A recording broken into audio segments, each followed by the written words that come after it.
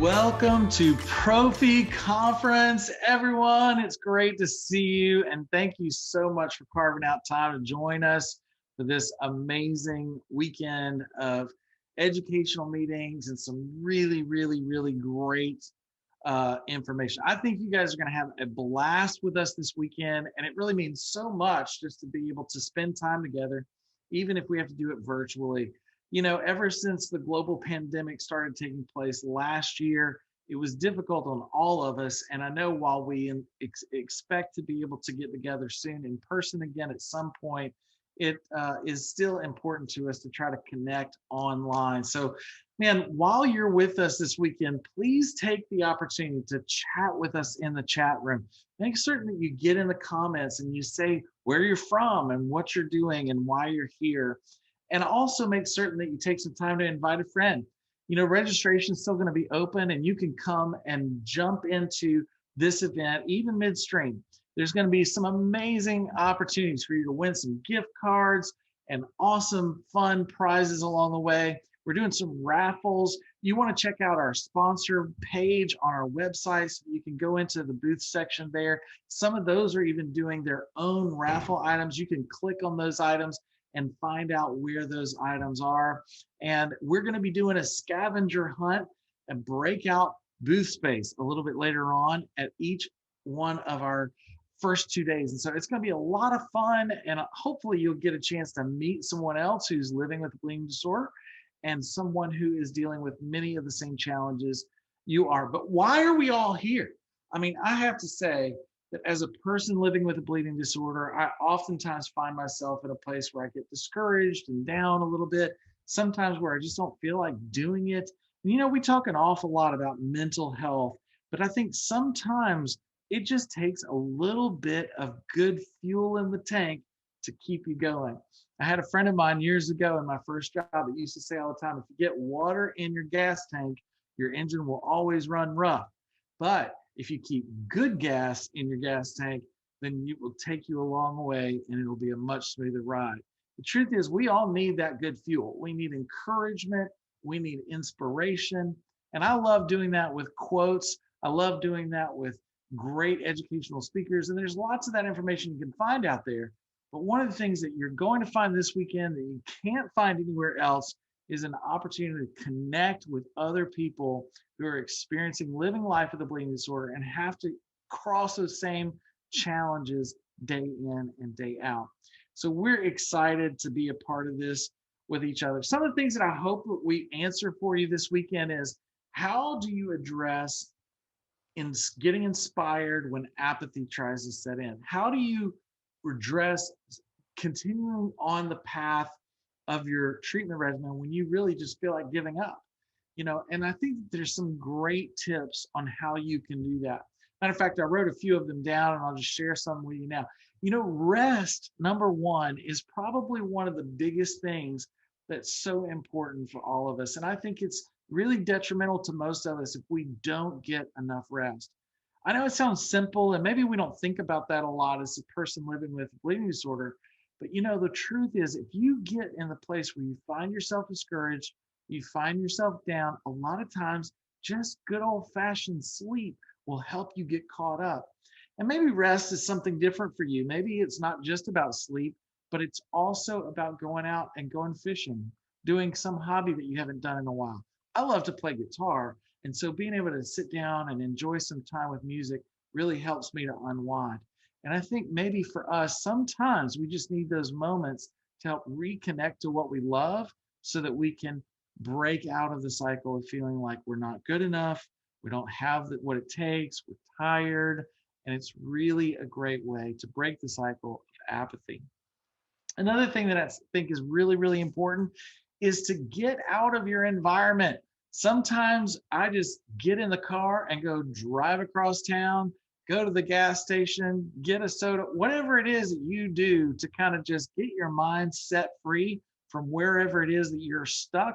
That to me is something that is really important about not letting apathy set in. It's something that's easy to do, but it's also something that's so important for helping you get out of maybe this negative cycle that you're in that says that I just don't want to do it today. man, forget about the treatment for a minute. Go jump in the car and go get a soda and then come back and do your treatment because that's where you're going to find the biggest health connections. Another thing that I think is so critical for all of us when it comes to prophylaxis treatment, staying on your regimen, staying inspired, is connecting with others. Now, look, I know I'm preaching to the choir because if you're watching this video and you're getting involved this weekend with us at Prophy Conference, you guys are the ones who are connecting. But most of us know someone out there. And look, I've been an offender myself. So I know what it's like to not be able to connect with others and feel like that you can't connect, and maybe even to feel like you got to hide in your hidey hole in order to be able to get rest. Sometimes you need that to break out of that cycle of of just being alone, and you need to go find somebody new, somebody you've never met before. You need to go network with some people who have hemophilia, who have a bleeding disorder, or maybe who dealing with some of the same challenges you're dealing with, and you need to go figure out how to get connected with them so that you can get back into the routines that give you life and make sure that you're safe and sticking to your regimen. Another thing that seems simple but is so true is just avoid negativity. Sometimes we're so committed to certain relationships in our life that we start to get negative, and then we stay negative, and then we stay negative. And before you know it, you're stuck in a negative pattern you can't get out of.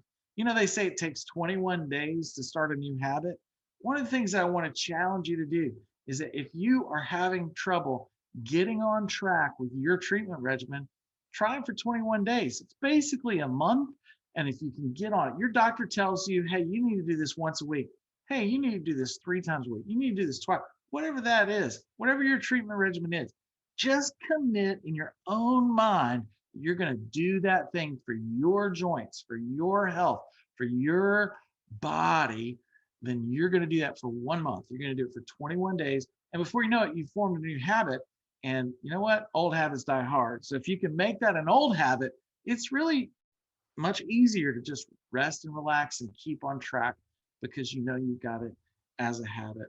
And last thing I would say is try something new.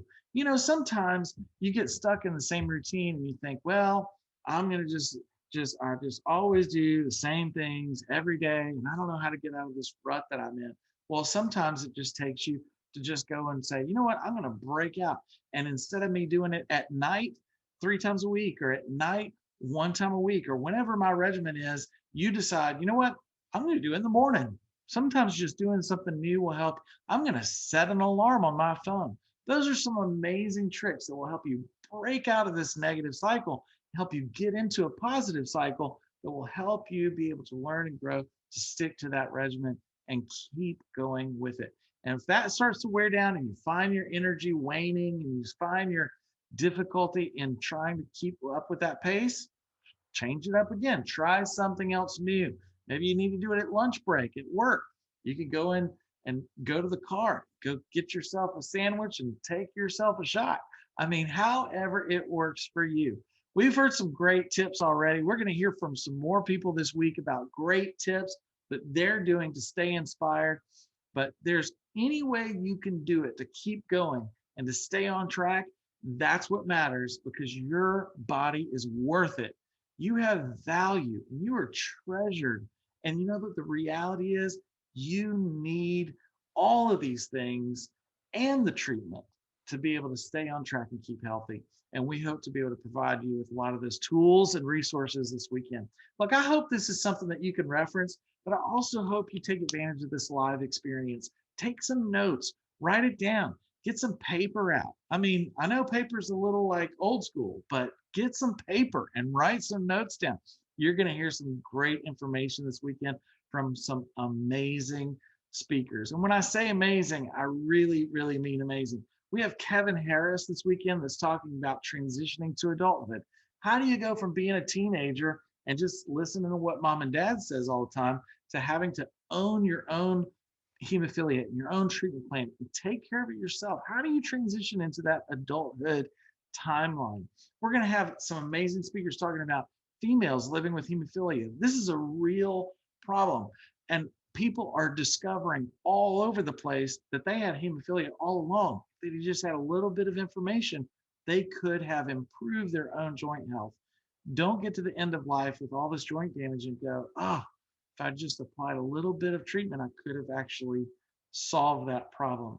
We're going to even have some great information on long acting solutions.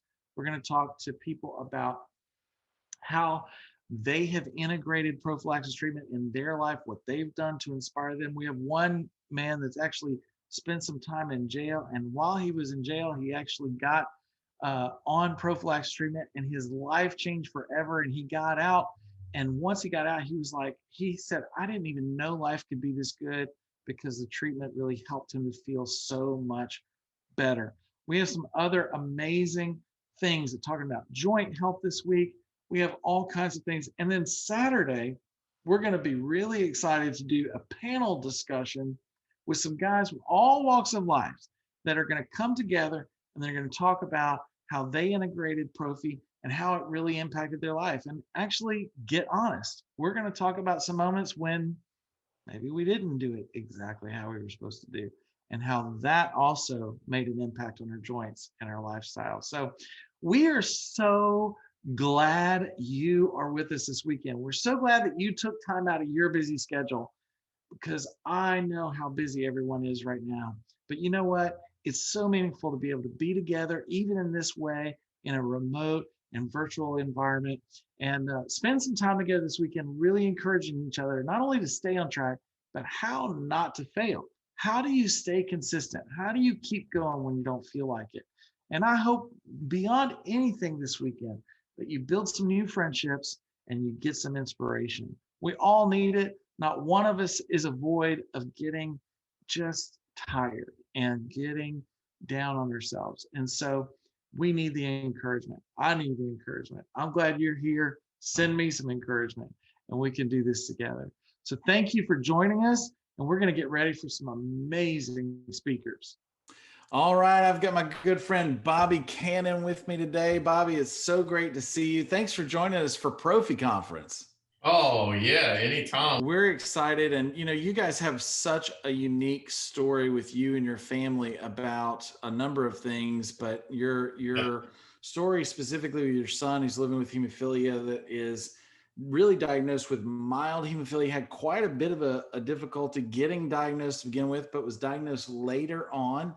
And then also on top of that, now he's taking treatment prophylactically, which is really also just the result of you guys doing a tremendous amount of advocacy work between you and your wife and your family as a team and your doctor and so on. It's been, I know, a lot of different hurdles, but tell me a little bit about the journey and how Brennan became diagnosed to begin with and how you guys discovered you had hemophilia.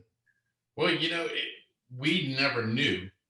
And with doing martial arts and racing dirt bikes and stuff, we always thought that when he said he had a pain in somewhere or he was hurting, I would just tell him, well, you know what, just walk it out, stretch some more. So, but he was having nosebleeds, and he was only having them on one side. So after about, I guess, a year of this, his pediatrician said, hey, let me do some blood work and see. So we never, went months, we didn't hear anything until we got a call that came back from the cancer treatment, a children's cancer ward called, and she called to tell us, hey, there were some abnormalities in his blood work. So we went down there, we met with St. Jude's, and they said it definitely wasn't hemophilia, it was something else, because he wouldn't just have a nosebleed on one side. So it definitely wasn't hemophilia. Well, after they did blood work and all that, then next thing you knew, we got a call back from Tulane, and it was hemophilia. So on his 10th birthday, we were actually at the doctor's office in Tulane. So, wow, 10 years. That's incredible. Yeah. And you guys were living a very active lifestyle. There was so many things that were going on. You were doing karate and all kinds of stuff, right? Yeah, racing dirt bikes and all kinds of crazy stuff. Wow.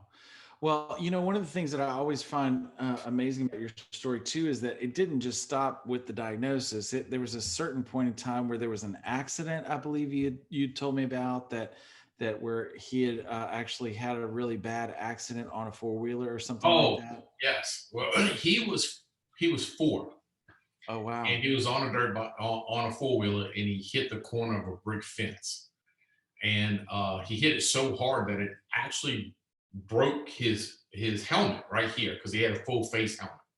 So it broke that. He sustained 21 fractures in his face. Uh, his lip got busted. His teeth came through his lip. He actually broke the bones in the back, the roof of your mouth that actually holds what they say holds your face on. And besides your femur, that is the hardest bones to break. And he sheared both of them. So, and he broke his jaw on yet the right side, his jaw is broken. So he did that. And I guess when he was about 8, maybe 9 years old, he was outside at a tournament playing, and he ran into the concrete bases of the light poles. They have those big ones that are painted yellow. Well, he ran into that, and he had a big, uh, I forgot, a hematome to the front of his head. And they said it was just, no. So by the time we got to the hospital, the blood had pooled down in his eyes and he looked like a raccoon, but that's how bad it was. And they just said, oh, it's just the blood pooling, it'll be okay. However, and now we know better. And this was before he was diagnosed. So it was, Right. And so you guys had no idea until much later that yes. he was actually, had this bleeding disorder problem that was really could have been probably helped or solved. And did he have any kind of residual effects or residual Oh, problems as a result of all the healing that yeah. needed to take place? Because from what we found out, because of the head traumas and the hits like that, and we didn't treat him, and he wasn't given factor like he should have been, the blood stayed longer. So he basically, it acted as if he had a traumatic brain injury. The same thing football players and all those go through with traumatic brain injuries, and what they call is the same thing to his frontal lobe that he had. So the residual from that is um, he has to be in a very disciplined, regimented uh, activity, sort of like martial arts or football, because it's very regimented, it's very disciplined, and that helps him. And when he doesn't, he has, just he just blurts things out. Whatever he feels, he just blurts it out, and he doesn't think about it, and it just comes. So we deal with it. But we knew it wasn't his fault, so it's. That's right. And he wasn't like that before, right? This was a Oh no, change. yeah, Yeah. Because the frontal lobe is really where a lot of your cognitive decision making yes, actually takes place, absolutely, right? yeah. The fact that he even survived it all is really just a miracle because he didn't receive any factor at all in those few years, right? No, nothing whatsoever. Nobody knew through all this. We never until that pediatrician said, "Hey, those nosebleeds, just it's not right him having that many nosebleeds." Wow. And so you guys end up really fast forward down through some of his teenage years. He's having s- you're discovering that he's having problems, right, with some joint damage and some joint problems Oh because yes, of so much activity when he was younger. And so now he's having some joint damage and there's some things yeah. going on. What led to the decision of trying to get him on a prophylaxis treatment? Well, he was waking up with nosebleeds because that's his. He's mild, but he presents like an extreme. So he'll wake up in the morning, his pillow would be full of blood, or the bed, or he swallowed it all night, he's sick to his stomach. So over the years, we went back and forth with the doctors and seeing, and finally we decided to, hey, let's do the Prophy and see how that works, and that would also help him to where he could attend school more because he was missing. Brennan would miss up to 60 days a year, maybe even more than that. I think one year he missed 71 days of school due to bleeds, and he's only mild. So once we got on the Prophy, it just completely changed that. It cut that in half, and if That's you really can do amazing because it's a difficult thing, right? It's a difficult thing enough to get on a prophylactic regimen even when they're a baby. But now yeah, he's in his mid-teens at this point. He's already got his routines and rhythms worked out. But because of all of the activity and the joint damage and some of the other issues that have happened, it was so important to really fight for that. Was it hard to try to get even the doctors to sort of say that prophylaxis was the right thing, or was that something that they presented to you? over the years, we had asked that question, with attending more conferences and like our conference now, we getting more information and more education on that. We began to ask, and of course, our doctor, Dr. Singleton, started saying, "Well, you know what? I think it's time for this, and Mm, we really need to push this. Let's do it. Even that's though he's mild, he still presents like an extreme. So let's do this, and we can, maybe stop some of this and uh, give him a break. Basically, that's what Dr. Singleton's theory was. Let's stop it. Let's give him a break from all yeah. this." And what I love about that is that it really represents the teamwork between what you guys were seeing at home, what the school was seeing, and also what the doctor was recommending. All kind Absolutely. of came together, Yes. and I guess a lot of parents really struggle with that with teenagers, no matter if they've been on Prophy or they're just starting. Yeah, But the fact that he was mild, the diagnosis alone has a tendency to kind of in the past years that wasn't something that was really pushed to be on prophylaxis. But I love how your doctor and as a team you came together and said, you know what, this is something we think that'll be helpful. And it sounds like it's made a big improvement for Brendan, right? oh yeah, it has. And a lot. He's able to do more. He's able to interact with people more because before, he was on that, that iffy stage. He was in that top 1%. That very few miles present like he does. Mhm. So, he didn't know when he was going to have a problem. He didn't want to go to a friend's house because he wasn't sure if he spent the night, if he had nosebleed and it would, do all that, Right. and things like that, upset stomach.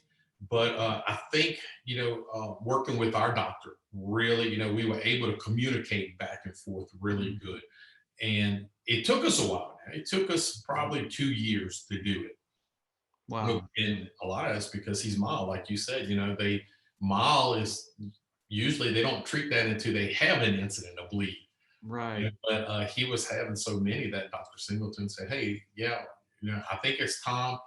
And a good thing was, our doctor said, "Hey, let's just, like I said, give him a break." And that's what I think they need. I think, those people who are mild who need to be on Prophy is because of that. They just need a little break too, just to be safe and to say, you know what, I can go here, I can interact, especially young people. Yeah. I think sometimes too with education, it's easy for us to all get focused very much on like what product you're on or maybe what pharmacy you use. But Sure. honestly, sometimes the regimen itself is life changing. I can remember as a kid Very. going from it being like only administered in the hospital, and then it became portable when it was, factor, and then we could take it at home. That was just, I mean, it was literally life changing. I remember people celebrating in the community about, our lives will be forever normal now because we can take this home and we don't have to administer in the hospital. Yeah. And now I feel the same about Prophy as I did about, this being a hospitalization administered drug only, was Sure. that if you could do this through home care, oh my gosh, it's poor. But if you could do this through a regimen where, you know, we all know if you take care of your teeth and brush your teeth regularly, you're probably not going to have a lot of trouble with cavities. Well, the same thing is true with joint damage and joint disease. And if you stay Absolutely. on the regimen, no matter really what your diagnosis is, a lot of people can have an increased benefit if they have low factor levels. And you might have to advocate more for yourself. You might have to push more for your kids and listen to them and try to hear them out, watch them, observe them. One of the things you mentioned to me one time that I thought was real interesting about Brendan's behavior was you said that he would sleep a lot. He would like really just, he was always wanting to go to sleep. And of course, we all know teenagers do that Yeah. anyway. But I do think that you noticed as a parent, you knew him and you thought, gosh, it just seems like he's like a little more wanting to go and lay down than normal. And later on, you kind of, once he started Prophy, I think, again, in our past conversation, it sounded like that kind of almost, he didn't do that as much. And so it was like you could see where there was a connection that Yeah, he was feeling absolutely. inflamed and he was feeling sore and hurting. And that was able to resolve just by adding a little treatment on a regular basis. Yeah, I mean, it's like, I don't have hemophilia, but I can relate because if I get a headache all day, whether it's through sinuses or something like that, and I'm hurting just all day, when I get home or when I'm able to relax, it's just so draining from going through that all day. And I believe that's probably what it is. And a lot of what we don't understand is the microbleeds, in joints. I mean, that's a big deal. You feel it coming on, especially people who really know how to understand hemophilia. They're hemophilia now.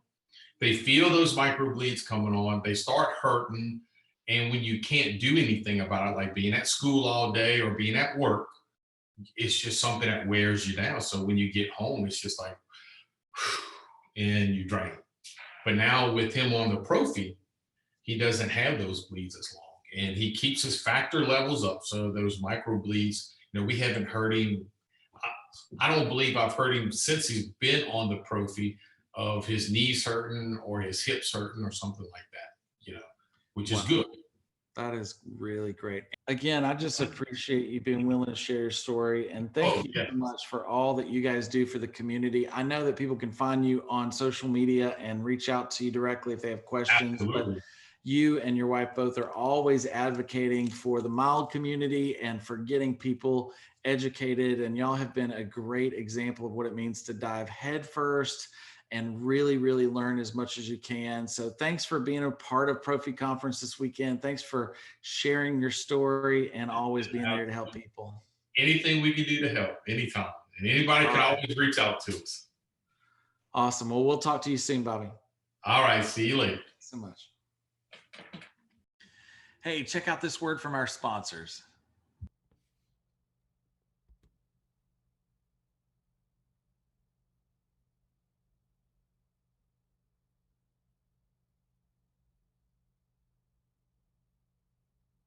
My name's David Quinn. I'm the head coach of the New York Rangers. I have hemophilia B. I infuse on demand with Idelvion. I chose Idelvion because I have confidence in the product and I have confidence in CSL Behring. The day I was diagnosed with hemophilia B really rocked my world. That was the day I was walking into my hockey coach's office to talk about whether I should come back to BU for one more year so I could play in the 1988 Olympics, or should I start my NHL career. And when I walked in, the doctor was there, and he told me that my blood test came back and I had hemophilia. Talk about having the rug taken out from under you. It was a life-changing moment for me. Ultimately, that diagnosis ended my playing career. As I look back at that time I was diagnosed when I was 20 years old, I thought I was going to have a difficult time finding out what my next move would be in life. The best part about it all was I was able to turn to my parents. I was able to turn to my coaches. They guided me through a time that was probably as difficult a time as anybody could have at that age. They gave me some great advice to allow me to realize that this wasn't the end. It really could be the beginning of a passion of mine. And, maybe I could have that type of impact on somebody the way my coaches had on me. And, that was probably the main draw to me getting into coaching. And if you had told me when I was diagnosed with hemophilia that I would find the passion that I ultimately found in life and led me to be the head coach of the New York Rangers, I never would have believed it. I've been coaching for 27 years. I think what I love most about coaching are the relationships. It's so gratifying to watch someone reach your ultimate goal. It's so gratifying for me to help them achieve their ultimate goal. And it really is what has driven me into this profession. If I'm not coaching and the weather cooperates, I'm usually on the golf course. The thing I love about golf, it's all about you. You can't blame anybody else for a bad shot. If you're in the right mindset and you're feeling good physically, you have a chance to be successful at it. I think my career is more satisfying because of the reaction I get from people when they find out what I have had to overcome. Having hemophilia B made me a better coach because it gave me perspective. It helped me realize how fortunate I was. It made me realize that you need to take every day with hope and encouragement and positivity, and I think I lend that to our players. There is a crossover from the way I talk to my players and the way I talk to people in the hemophilia community. For someone who's struggling with an unrealized dream with hemophilia, there are hidden passions that we all have. And I think the more we're aware of that or think that way, we're going to be able to live the life that we all want to live. I think it's valuable for me to share my story with people because I think it gives people hope. I think people realize that when you have hemophilia or a medical condition, you can continue to pursue a dream, you can continue to pursue a passion, and I think my story helps people realize that. Important safety information. Idelvion, coagulation factor 9 recombinant, albumin fusion protein, RFIXFP, is used to control and prevent bleeding episodes in people with hemophilia B. Your doctor might also give you Idelvion before surgical procedures. Used regularly as prophylaxis, Idelvion can reduce the number of bleeding episodes. Idelvion is administered by intravenous injection into the bloodstream and can be self-administered or administered by a caregiver. Do not inject Idelvion without training and approval from your healthcare provider or hemophilia treatment center. Tell your healthcare provider of any medical condition you might have, including allergies and pregnancy, as well as all medications you are taking. Do not use Idelvion if you know you are allergic to any of its ingredients, including hamster proteins. Tell your doctor if you previously had an allergic reaction to any factor 9 product. Stop treatment and immediately contact your healthcare provider if you see signs of an allergic reaction, including a rash or hives, itching, tightness of chest or throat, difficulty breathing, lightheadedness, dizziness, nausea, or a decrease in blood pressure. Your body can make antibodies, called inhibitors, against factor 9, which could stop Idelvion from working properly. You might need to be tested for inhibitors from time to time. Idelvion might also increase the risk of abnormal blood clots in your body, especially if you have risk factors. Call your healthcare provider if you have chest pain, difficulty breathing, or leg tenderness or swelling. In clinical trials for Idelvion, headache was the only side effect occurring in more than 1% of patients, 1.8%, but is not the only side effect possible. Tell your healthcare provider about any side effect that bothers you or does not go away, or if bleeding is not controlled with Idelvion. Please see full prescribing information for Idelvion, including patient product information. You are encouraged to report negative side effects of prescription drugs to the FDA. Visit www.fda.gov/medwatch or call 1-800-FDA-1088. You can also report side effects to CSL Behring's Pharmacovigilance Department at 1-866-915-6958.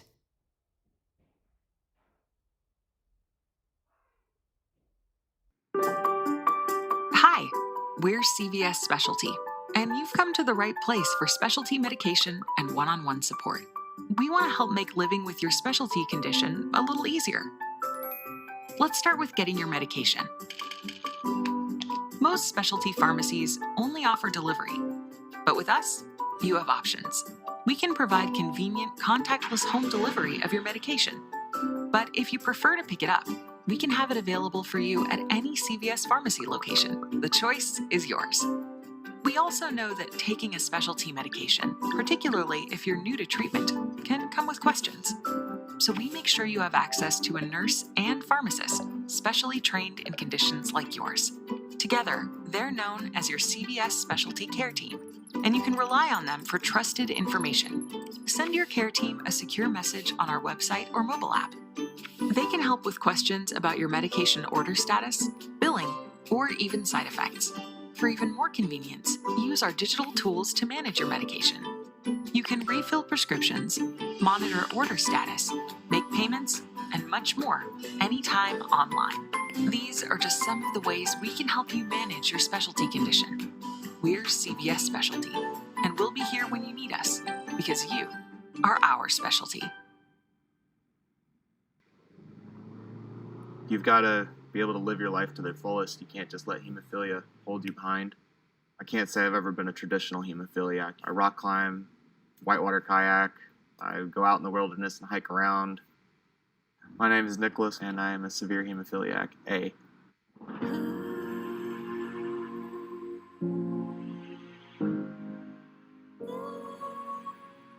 I was diagnosed at birth, so basically within the first 2 days of my life, I was diagnosed. I think I came fully to terms with it around age 7 when I had non-Hodgkin's Burkitt's lymphoma. My HTC doctor at the time, she also had cancer, and so I got to spend a lot of time with her, both talking about my cancer and my hemophilia, so I was able to kind of come to terms with that. What I would say to someone who has hemophilia is don't let hemophilia hold you back. You can manage the disease with your medication. You don't need to worry so much about it. I mean, I've broken my forearm, I've broken my nose, twisted ankles doing the activities I do, but I haven't had any spontaneous bleeds, which is great. So I've gone from 72 spontaneous bleeds in a year to 0 spontaneous bleeds in a year.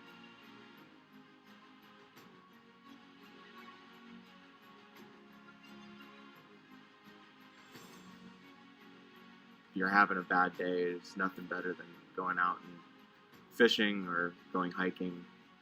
It doesn't make it difficult doing infusions outdoors.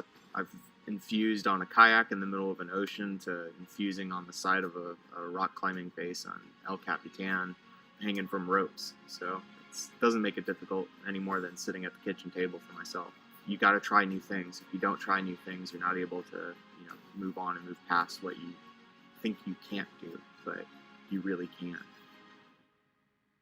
I don't need to let hemophilia keep me down. I can kind of tell hemophilia, hey, I want to go out hiking today. I want to go fishing. I want to go climb a 10,000-foot mountain. I want to go with my buddies off-roading or skiing or snowboarding or surfing, and I'm able to do it. Not letting boundaries be set by someone else, but by my own self safely. That's pretty much where I like to live my life.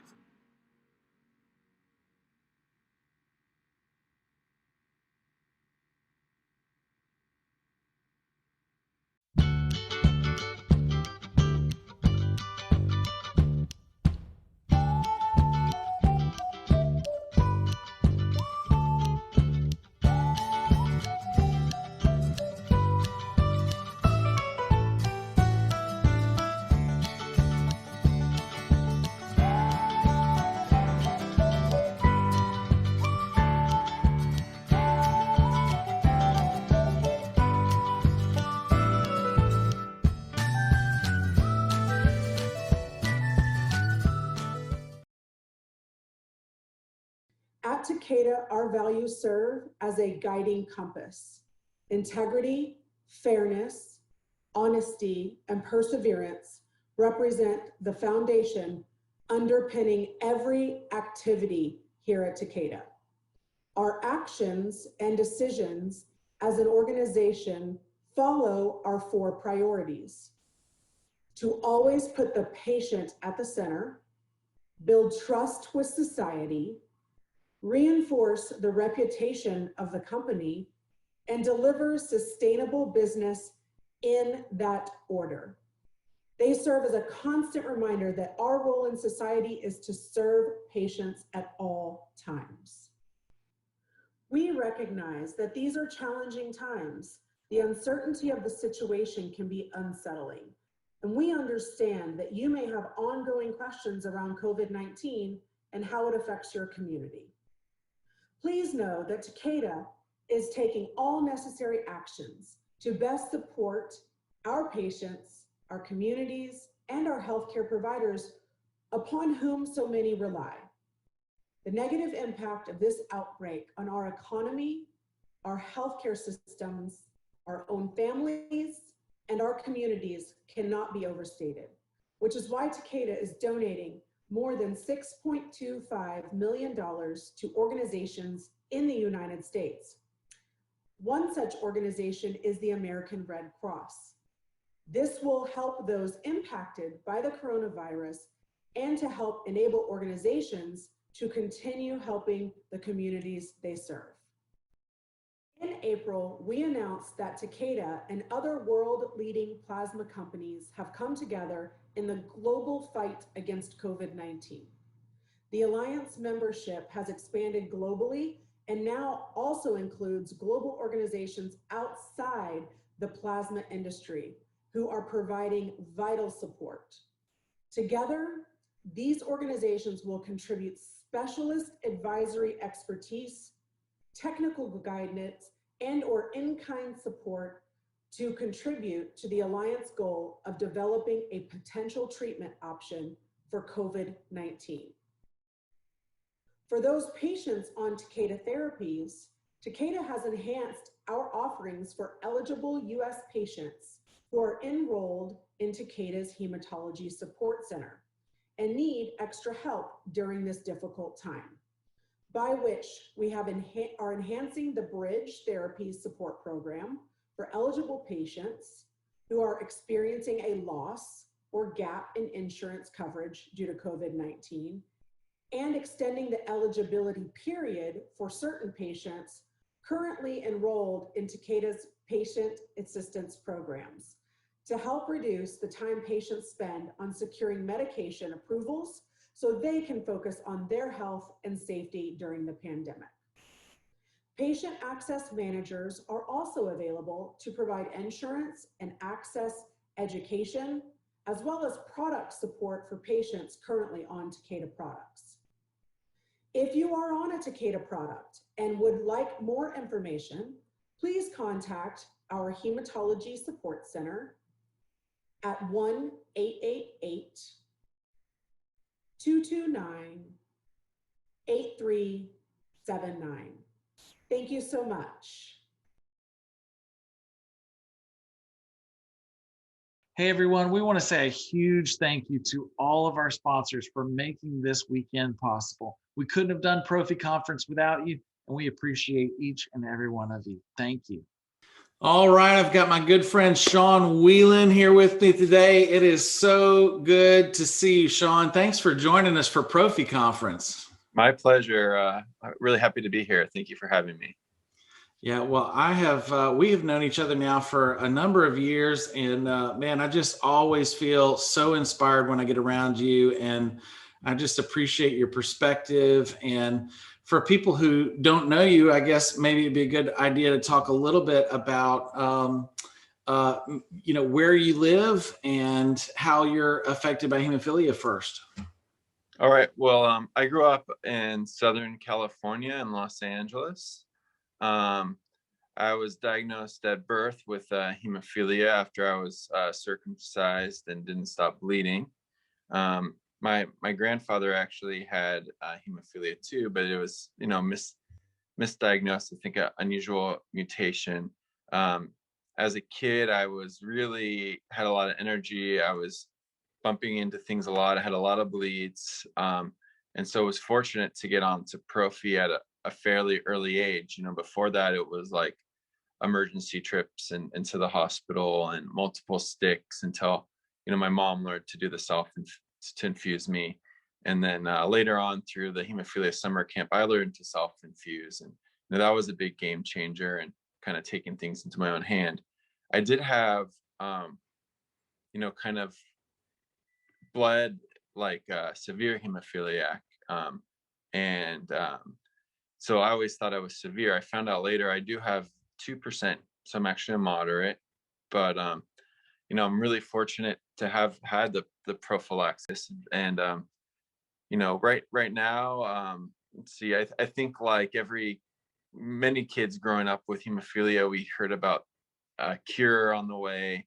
And I was interested in science and wanted to pursue that. I did some research related to hemophilia and inhibitor formation for a few years, and then decided to come back and continue my medical education. So I am currently a family doctor, seeing people of all ages and all conditions. And I think having hemophilia has, given me a really good perspective of, managing, a lifelong disorder and, I think a big point of it is just really kind of for my own process that I try to pass on is accepting and being aware of my condition, that I'm not ignoring it, that I'm handling it properly. Because I definitely have learned a lot of lessons the hard way over the years, got some bad bleeds when you kind of think that everything's going fine and maybe I can skip a few doses here or there, and you get away with it at first until you don't. I love your story because to me, as a younger person, you were very active. You were surfing, you were riding bikes, you were doing a lot of activity, which one of the things that I just love about you throughout your journey is that you're one of these people that really look at things and think, what's maybe the best approach to something, and maybe that's because you're an athlete, you have that bent towards that activity. You're like, okay, this is a good way, but how can I make it better? How can I get there in a better way? Even the way that you see the community. And I think that it's interesting because not everybody has that desire to do that. Sometimes people just give up too soon, and we talk about how you have to do the right things long enough to achieve the results, and so it's like, it's not just a matter of, you can have the best medication in the world out there, but if you don't take it, and you don't take it on the regimen that your doctor recommends, you just will not reap the benefits of it. And I find a lot of times people start out, but they don't finish well. And so I love that you've stayed on that path. But I agree with you wholeheartedly. Very similar story as mine, is that responsibility in life has really helped me to want to be better at it. I would also say that when I was younger, or maybe going to school, going to college, that was the time in life where it got a little uneasy and unstable for me. Were there times when you were in college or you were in school where you thought, maybe this is all in my head. Do I really need to take this? I've got something better to do right now. I'll do that later. Yeah, I mean, there were, and it's kind of like, I think, a natural human tendency when things are going good, that you kind of stop doing the things that made it be good until things are bad, and then you take a look in the mirror and you realize you're kind of responsible for this.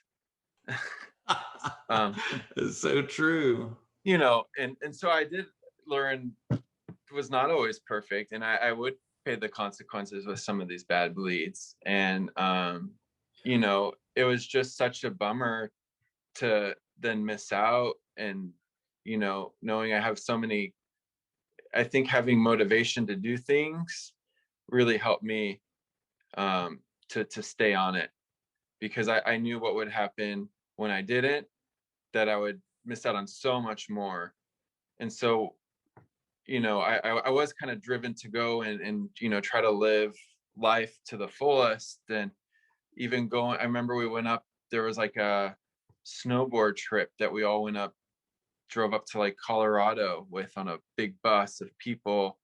And I just got over it. I wasn't ashamed. I sat there in the bus and I took my infusion with the people around me, and That's and awesome. just like, hey, like, this is what I have. And instead of being like embarrassed about it or feeling like people will look down on me, I feel like people thought, actually, that's pretty cool, that I have this experience that that I've kind of had to overcome these certain challenges, that I'm owning it, and I'm still doing all these things. And now everyone's going to have like different desires and different set points. I'm not recommending for everyone to go out there and do extreme sports, but and I did have to like adjust some of my like desires and passions appropriately. And Yeah. you have to, if you have certain things, I was getting hurt a lot, I couldn't play on the football team. That was probably for the best. Even without hemophilia, who knows what would have happened. Was that hard for you though? I mean, like when you had to adjust those things, like Yeah, it was a bummer. space. Yeah. It was a bummer for Yeah. sure. How did you get through that? I mean, what was it that helped you get over it? I mean, I remember even being like younger, and kids aren't always nice, and there were some kids in our neighborhood we were kind of like terrors, and I got teased. People got teased for any reason they could, for anything that stood out, right? So when they found out that, they he had even one point called me like bleeder boy, and things like this, and like that you're a hemo or a homo or whatever, and Right. it's all whatever you are is fine in any regards. But as a little kid and you're just wanting to fit in, that could be hard. And so there's two paths you could take, right? You could try to ignore that I had hemophilia and pretend I didn't. But I saw what happened then is I just got more bleeds, and I stood out even more because then I couldn't go out and play because I was hurt. Right. So or I could, just keep on taking my medication as I'm supposed to, and then I could kind of keep on living a normal life. And I think it's easier as you get older to kind of shrug those things off, you know, not take things personally. It's hard when you're younger and you're in the moment, but I think that's one of the biggest perspectives of being more of time, is just not caring as much what other people think, and being your authentic self. um Yeah, and I think it's also maybe, we have a few additional hurdles that we have to overcome, but those hurdles, when we overcome them, actually add to our character, I think even faster than what other people get that same maturity from. And so I think our timeline, while in some ways, I used to think that, my doctors used to say, your joints look like an 85-year-old man when I was a teenager. And I used to hate that because I was like, oh, what does life have to be like this? But then once I realized, like, I was learning lessons along the way that many people didn't learn until they were 85. And so that there was some maturity that came with that too, that I yeah think, has been valuable in life. And yeah I would want to know too, like, has that added to you in your career path? Have you felt like some of those lessons you learned helped to advance you in your career? I think so. I mean, I think just kind of having resiliency and then wanting to bounce back, going through a medical education, you just got to be really persistent and like not give up, and you got to be able to take a little bit of suffering and pain and keep on going and not feel sorry for yourself or look back. And I think that's something that everyone with hemophilia can relate to on some level. I heard this good quote, and it was on a completely different topic, but it said that suffering is an invitation to change. And I just thought about that, and it's true on so many levels. And for my hemophilia, the suffering was an invitation to weigh the risk to reward before I did a new activity, to make sure I was taking my medicine, and planning the more high risk things a long time, when I know closer to when I took the medicine that I have that more protection, and at the troughs taking it more easy. um and if you're feeling um down and maybe like left out, then it's an invitation to change your perspective, and learn you know to forget about what other people think, because usually people are just thinking about themselves too, and we're just maybe putting our own thoughts into there. But back into my own career, it's like, I mean, I see suffering on many different levels, and so I try to help to motivate people to make something positive, make positive changes in their life. you know Try, I think, growing up with hemophilia, I was like, you're told like, oh, you can't do this and this and this, and maybe I rebelled against that at certain points, and it did have bad consequences. So I try not to take the role of a doctor who's just putting out orders, but really like kind of collaborating, working, doing more like motivational interviewing with someone, And so I think having that perspective as a patient, as someone that's being taken care of, now as like a caregiver role, I'm able to put in some of those values as well. Man, that is so rich. So much of what you said in there is worthy of taking notes. I just want to make mention of this. You may be watching this right now and think, "Oh my gosh, so much of what Shauna says is resonating with you right now." I'm taking notes. I mean, I don't know about you guys, but I've got my notebook out here, and I'm like, man, I wanna remember that. I love that quote that you just says, "Suffering is an invitation to change." That is so good, Sean. And man, I just think you hit the nail dead on when you said that this is the persistence that it takes to push through the hard stuff. And hemophilia sometimes can empower us to be able to have the tools we need to actually overcome in other areas. But what I loved about that whole thing is that you said that it really helped you to learn motivating yourself, gave you the tools to know how to help motivate others in the same community. And I think that that's so powerful, because I don't believe that we're just gifted with these little nuggets of wisdom from time to time for no reason at all. I think we gain this wisdom so that we can pass it off to the next generation and help those who are still, maybe struggling or suffering unnecessarily. And man, I just love your heart to do that and admire you so much for all the work that you do on a regular basis in little ways that probably nobody, not a lot of people don't see. But I love that, how that's impacted not only your life, it's impacted our community because of what you've given back, and it's also impacting obviously your patients as you serve them day in and day out. I just, man, I appreciate all the things that you shared today, and all of those little nuggets of wisdom. Is there anything that you could really say to encourage someone that may be just going through and they're just tired? They're just tired of doing the routine. They're tired of doing the regimen. They're tired of doing the day thing, and they want to give up. Is there anything, any words of wisdom or any nuggets that you would say that just helped you really get over the hump in that tipping point? Well, first of all, I want to just say too, man, Jonathan, I'm so inspired by what you do as well, and it's such an honor to work with you and help out and share my experience. And every time I talk to you, I feel more motivated in everything going on in my life, and makes me want to do more. And I just, there's a lot of people in this community, a lot of great people, but some people really have like the heart, and they're in it for the right reasons. And you and your group, I've always felt that. So that's awesome. Thanks.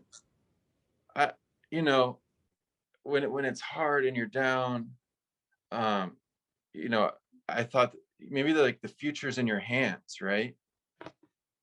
Like on so many levels, like the future's in your hands to choose that path, what you're going to do, what's that next step you're going to make. Is it going to just kind of go deeper into that depression and, self-pity and loathing? Or is it going to own your situation, take that suffering as an invitation to change something and create your own future? Oh yes. Oh yes. That is so true. That's so good. Man, I could not have said it better. That is exactly dead on. Being able to, I love that invitation to change again thing, but it's like, man, you do have to own it. It's that moment on the bus that you were like, I'm just doing this right here.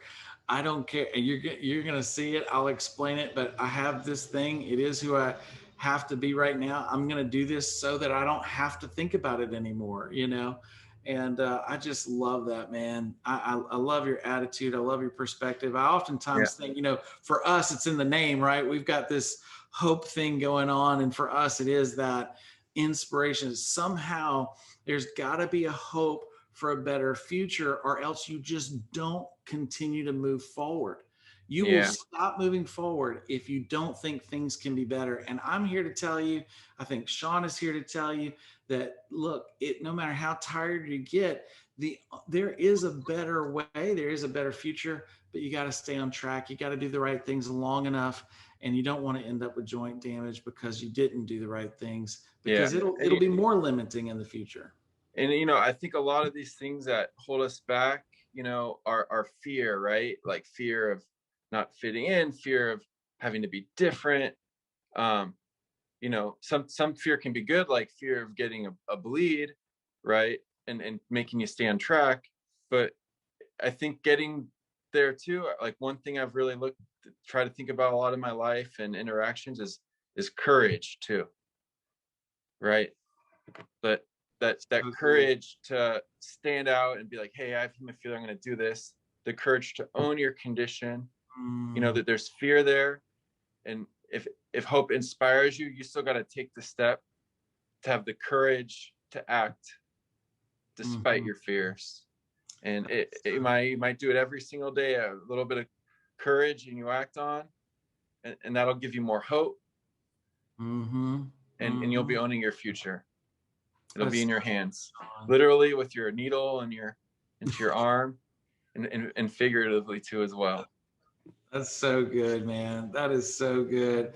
I couldn't have summed it up better. And Sean, thank you again so much for being with us this weekend and helping to really help all of us to be able to frame our thoughts in a way that help us to be invited to change, to do better. And I think all of us can do better. I can say from my own perspective, I know you and I have had these kind of conversations before, that, you know, I can improve. I mean, I've been at this 42 years now, and I can pretty much infuse without thinking about it. It just kind of comes secondhand. But there's days that I literally look at my wife and I'm like, I need to infuse right now, but I just don't want to.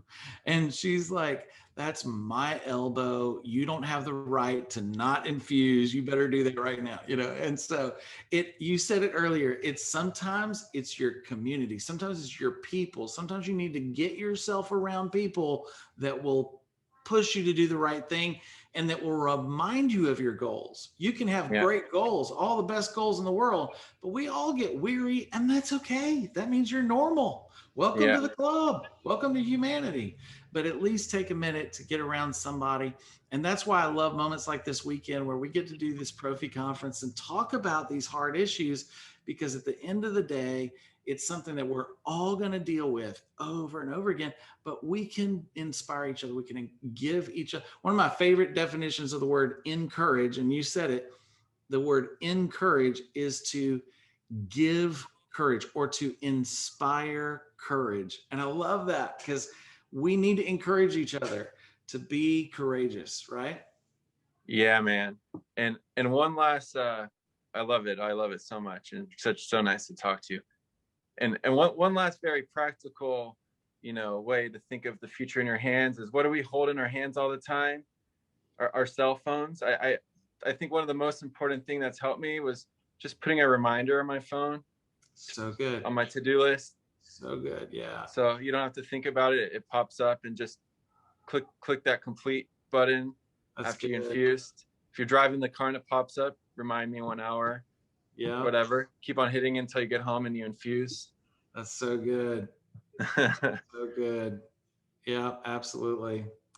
Absolutely. Well, thank you again, Sean, for being with us today. I think this is an amazing conversation. And look, you can find Sean on social media and everything else if you want to reach out to him for questions. But man, I'm inspired by your journey, and I just appreciate you being on the ride with us and sharing and being willing to be transparent and having courage to tackle the hard conversations together, because I think it really will help inspire a lot of people. All right, man. Thank you so much. We'll talk to you soon. It was a pleasure. All right. Take care. Bye-bye.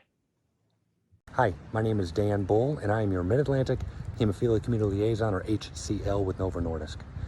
You might find me in Virginia, where I grew up, Maryland, where I currently reside. I also cover North Carolina, Delaware, and Washington, D.C.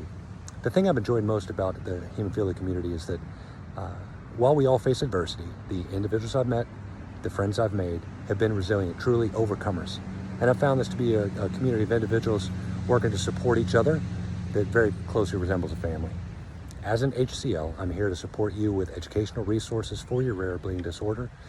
I'd love the opportunity to connect with you, to get to know you, and to see how I can be of service. Be well. Hey, I'm Dana Clemens. I'm your local Novo Nordisk Hemophilia Community Liaison. I cover Illinois, Kentucky, and Tennessee. Since joining Novo Nordisk in 2018, the rare bleeding disorders community has welcomed me with open arms. So let's connect. I'm here for you as a resource. Please don't hesitate to contact me. As an HCL, I'm here to support you with rare bleeding disorder educational resources. I'm looking forward to connecting with you and learning more about you. Hi everyone, I'm Danielle and I'm your local hemophilia community liaison for Novo Nordisk. I cover the northwestern states of Oregon, Idaho, Alaska, my home state of Washington, and the not so close territory of Guam. As an HCL, I'm here for you to support you with rare bleeding disorder educational resources and to answer any questions that you might have. I've worked in the bleeding disorders community for nearly 10 years and I am continually impressed by the way that the community advocates for itself and for others. And when I'm not working, you'll find me on adventures outside and exploring with my dog Kipper, or spending time with my wonderful friends and family. And I just can't wait to meet you. Please reach out and I'm looking forward to learning more about you. Hi, my name's Heather Barton. I'm your local hemophilia community liaison from Novo Nordisk, and I just wanted to take a moment to introduce myself. So excited to be joining the hemophilia community. So impressed with what a tight-knit family you all are. And just wanted to let you know that I'm here as a resource for educational materials surrounding rare bleeding disorders, and really can't wait to meet you in person soon. Take care and be well. Here's what's coming up next.